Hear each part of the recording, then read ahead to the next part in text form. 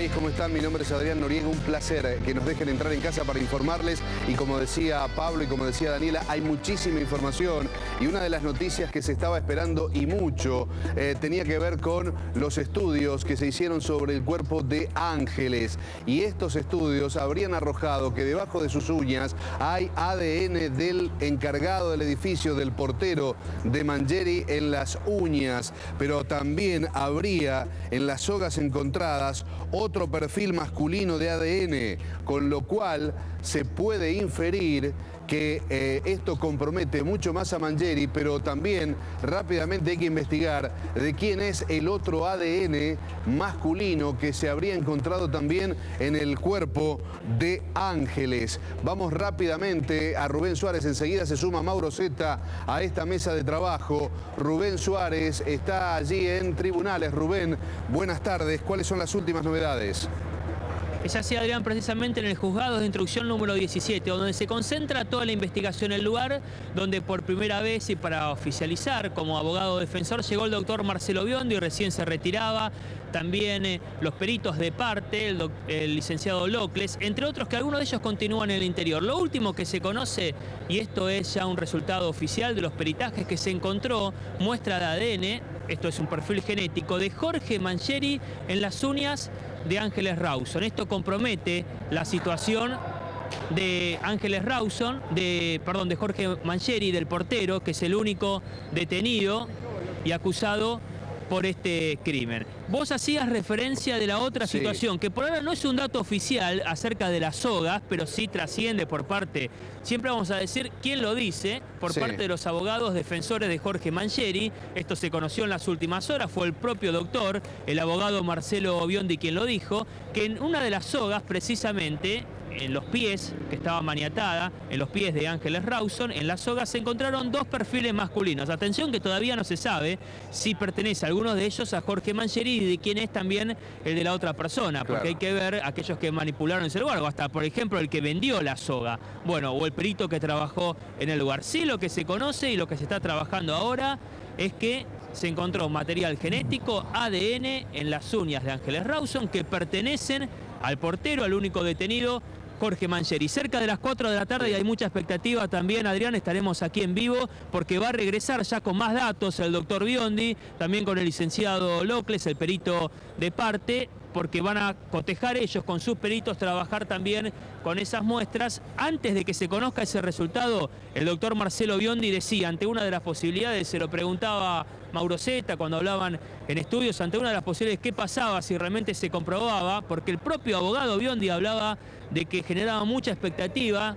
el resultado de las pericias en las uñas de Ángeles Rawson, si se comprobaba que era positivo en relación al cotejo de Jorge Mangieri. Es una prueba que lo va a incriminar, dijo. Bueno, después cuando se conoció, cuando le comunicamos hace instantes de ese resultado al propio abogado del portero Jorge Mangieri, él mismo dijo que bueno, que ahora van a querer ellos trabajar eso con sus peritos y determinar si es válido o no. Rubén, quédate para la charla, como les decía, ya está Mauro Zeta también en la mesa. Mauro, yo a los dos les digo, y también a la audiencia, uno ahora pasa de la extrema cautela a la duda total de todo, porque las pericias, las primeras que indicaron, los primeros peritos que trabajaron sobre el cuerpo de Ángeles, hablaban de una posible violación. Después lo desmintieron. Después dijeron que ella había muerto por asfixia por ahorcamiento. Y después salieron a decir que no había sido asfixia por ahorcamiento, sino que había muerto por compresión de zonas vitales en la compactadora.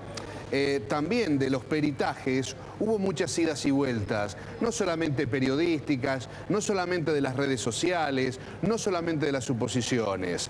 En consecuencia, lo que pregunto es, esta información que surge ahora de que el ADN de las uñas, que yo tenía entendido se iba a conocer hacia miércoles o jueves, se conoce ahora, rápidamente, ni viene arrancada la semana. ¿De dónde surge? Y en todo caso, si esto definitivamente son dos preguntas, ¿no? A ver, es cierto que no se lo comunicó todavía el juez de la causa a la defensa. Esto es lo que cuenta la defensa. La defensa dice: a nosotros no nos comunicaron nada todavía de modo oficial. Listo, gracias. También es cierto que este dictamen, primer dictamen genético de la causa, lo decimos así, primer dictamen genético que puede ser sometido a contraprueba, a revisión de partes, siempre contamos todo para que se sepa cómo es un proceso penal. Esto ya fue informado por los peritos que trabajaron en esta causa al juez, que se llama Javier Ríos, juez de instrucción número 17, a cargo de la causa. Obviamente que este dictamen forense genético complica a Mangieri. No hay dudas porque sería la primera prueba genética, la primera prueba directa que incrimina a Mangieri. Olvídate ya de la autoincriminación, olvídate de los indicios que manejaba la fiscal de indicio de oportunidad y eventualmente indicio de mendacidad, es decir, la ocasión que tenía el encargado de edificio de ser el autor porque trabajaba ahí, porque manejaba el sótano, porque manejaba la basura. Olvídate ya de las supuestas mentiras del encargado que dijo haber estado trabajando en la hora de enfrente haciendo refacciones y otro encargado lo desmintió. Ahora, por sobre todo eso, la prueba madre es la genética. Y la primera prueba genética, que seguramente va a ser sometida a revisión de las partes, por eso yo lo digo de esta manera, está indicando que hay ADN, perfil genético de Jorge Mangieri, ¿dónde? En las uñas de la víctima. Y esto es compatible. ¿Esto cómo se conoce, Mauro? Es decir, porque la semana pasada uno termina dando la información de que el perfil genético que se encontrase o no en las uñas de Ángeles se iba a conocer el miércoles o jueves. Sí. ¿Cómo es que se conoce antes y qué grado de veracidad? ¿Es una filtración dentro del juzgado? Aparentemente sí. Aparentemente sí. A ver, en concreto, lo que está diciendo este dictamen, es hay elementos suficientes para acreditar de modo científico que hay ADN del encargado de edificio en las uñas de Ángeles. Ahora, vamos a hacernos la pregunta desde la lógica. ¿De qué modo puede haber ADN de Mangieri en las uñas de Ángeles que no sea en un ataque? ¿Cabe la posibilidad? Esta es la pregunta. La respuesta más lógica es decir, no son amigos, no son novios, simplemente se conocen del edificio. ¿Qué tiene que hacer el ADN de Mangieri en las uñas de la víctima? Sumado esto a que hay 4 médicos, y esto lo contó hoy el abogado defensor, que firmaron un dictamen en coincidencia. Los 4 médicos dijeron que tiene lesiones Mangieri compatibles con arañazos de la víctima en un acto defensivo. Son 4 médicos. Hoy lo confirmó el mismo abogado defensor Marcelo Biondi. Dijo, 4 médicos convalidaron que de las lesiones que presentó Mangieri, algunas fueron, de acuerdo con los peritos o con los médicos forenses, fueron autoprovocadas. Las de la cara, por ejemplo. Esto de acuerdo con los médicos que firmaron en la causa. Y por otro lado, también los médicos dijeron, 4 en total, que había lesiones que eran compatibles con un gesto defensivo, arañazos de la víctima en un intento por salvar su vida. Bueno, si juntás todo esto, ya no es el mismo escenario que antes, donde tenías una autoincriminación cuestionada. Porque hoy arrancó el día así. Hoy arrancó el día con la defensa diciendo, en realidad, lo que dijo la fiscal de cómo fue la autoincriminación, los dichos que ella escuchó, esa famosa frase que en teoría le dijo el encargado de edificio cuando declaraba como testigo. Señora fiscal, soy el responsable de lo de Rabiniani 2360. Fui yo. Mi mujer no tiene nada que ver. Hoy la defensa arrancó a la mañana diciendo, bueno, en realidad Mangieri dice que nunca dijo eso. Ya estaban cuestionando a la fiscal y al secretario que escucharon esos dichos y son testigos y firmaron un acta diciendo que habían escuchado esa frase de boca de Mangieri. Después plantearon desde la defensa que iban a impugnar una serie de peritajes.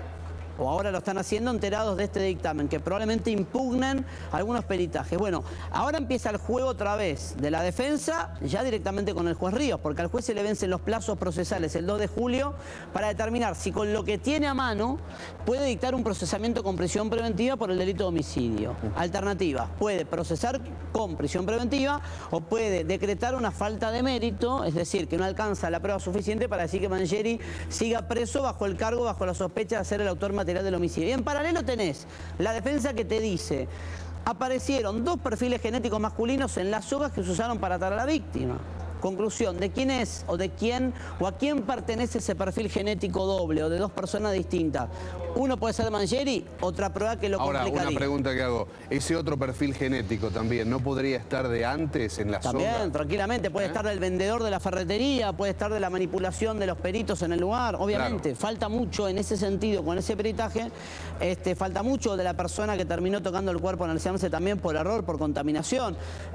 A ver, lo que cambia el escenario es que hoy nos encontramos con un primer dictamen. Anoten bien, primer dictamen forense que dice que hay una prueba genética directa, vinculante entre el cuerpo de la víctima y el encargado de edificio. Mauro, qué difícil debe ser para vos. Primero te felicito por los reconocimientos que vas teniendo en tu labor como periodista. Gracias, muy amable. Más allá de esto, digo, qué difícil debe ser para vos, un caso como este también, cómo hay que conservar la cautela desde el minuto uno, porque hay un montón de interrogantes más allá de lo que arroje la causa y lo que decida el juez. Por ejemplo, ¿esto es común que haya una filtración del juzgado y 3 días antes de lo que se había anunciado, el resultado de las pericias bajo las uñas de Ángeles se conozca hoy a la mañana, cuando la defensa de este hombre ni siquiera tomó conocimiento, hablo de Pierri concretamente, iba hoy a la mañana a tomar conocimiento de la causa?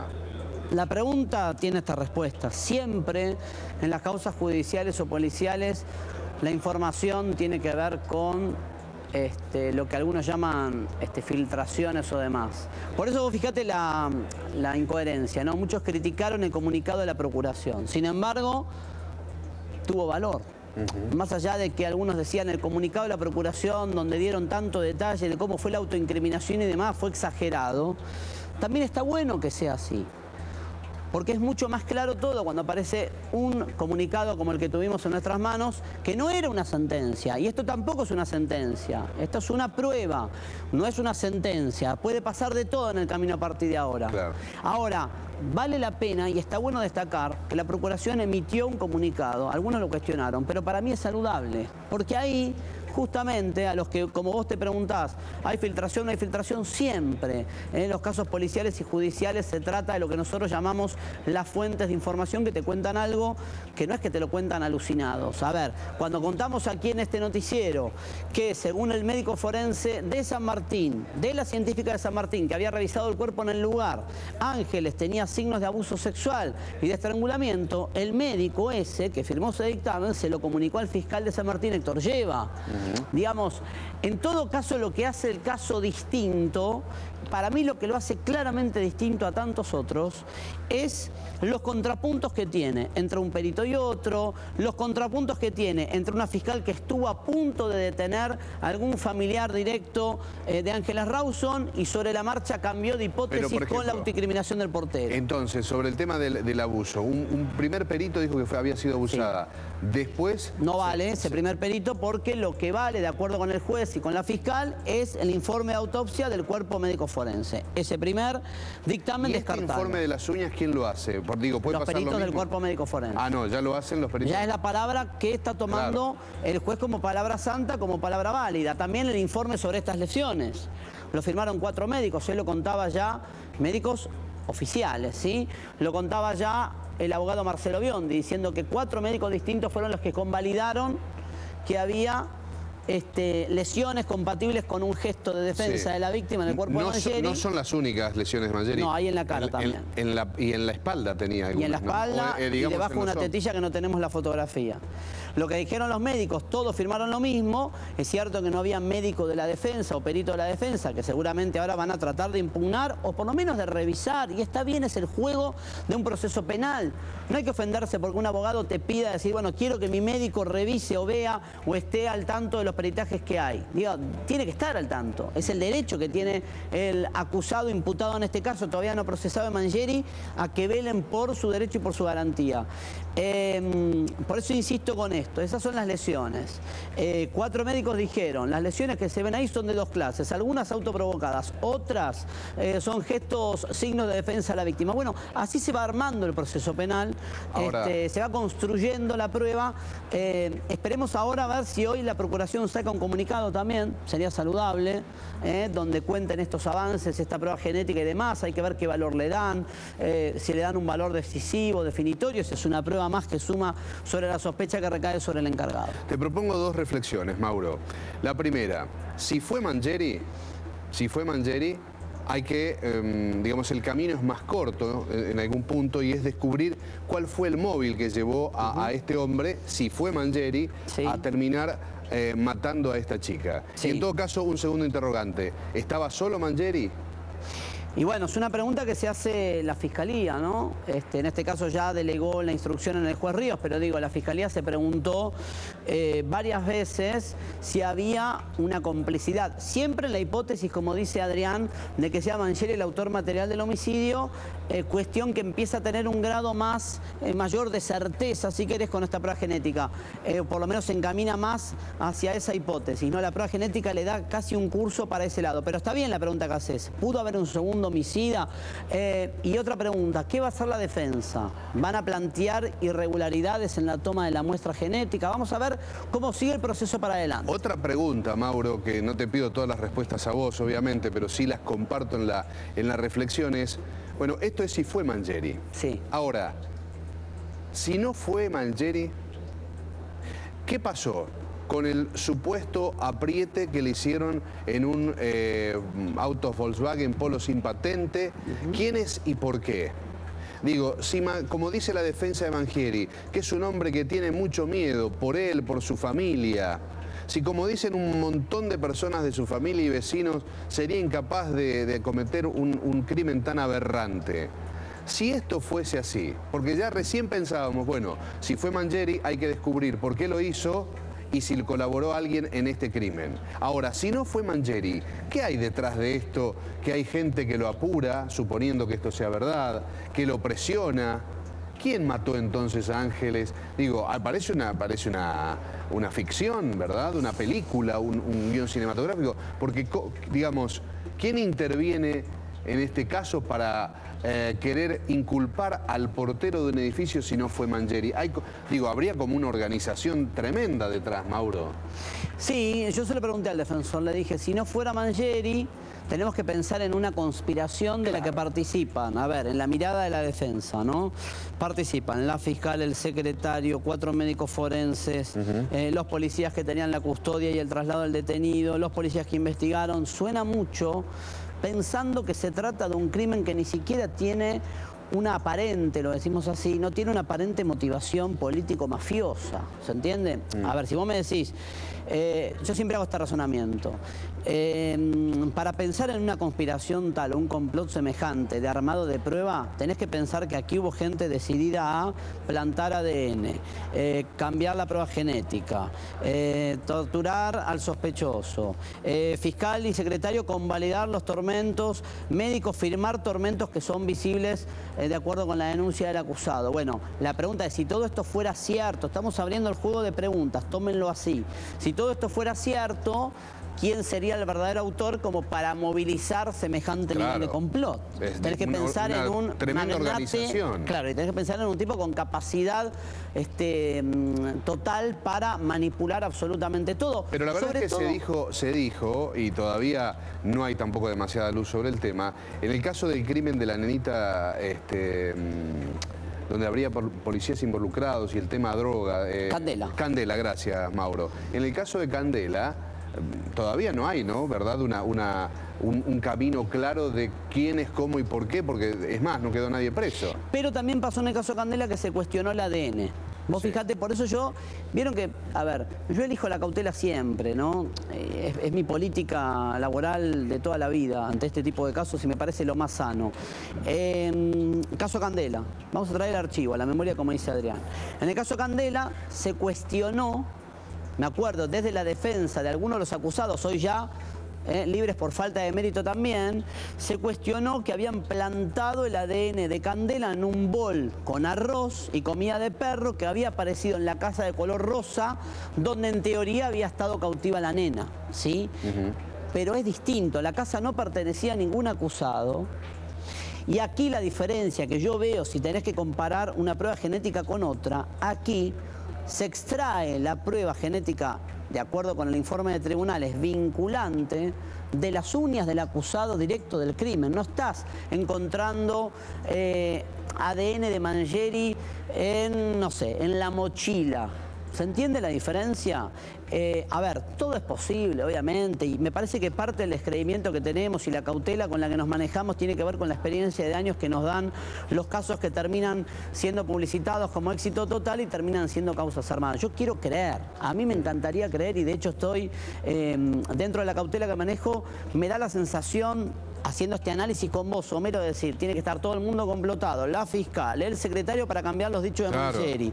Suena mucho, si ustedes me lo preguntan, suena mucho. Tendría que haber un asesino detrás, un verdadero asesino capaz de ser un monstruo con poderes absolutos de cambiar el escenario de una acusación. Y digo, a favor de la investigación, acuérdate que estaban por detener al padrastro. Claro. No es que no se investigó otra línea, porque algunos podrían decir, bueno, protegieron a la familia, entonces plantaron a este tipo, cosa que escuché mucho por las redes sociales. Es cierto, bueno, no lo podés saber tampoco, pero dicen que la noche del jueves, del viernes, el padrastro también estaba para el fiscal, que el juez, digamos, no hizo caso al pedido del fiscal, pero el fiscal también quería detenerlo. La fiscal estuvo como principal hipótesis, tanto la fiscalía como la policía tuvieron durante los primeros 3 días al padrastro.